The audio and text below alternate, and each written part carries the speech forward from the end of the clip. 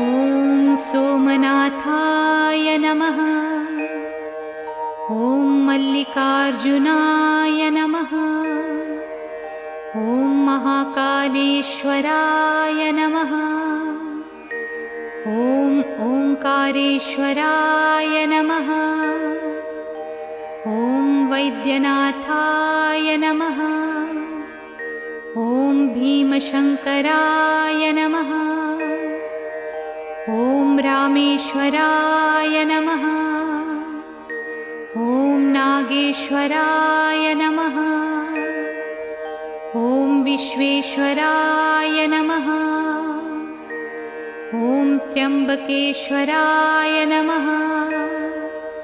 ॐ केदारेश्वराय नमः।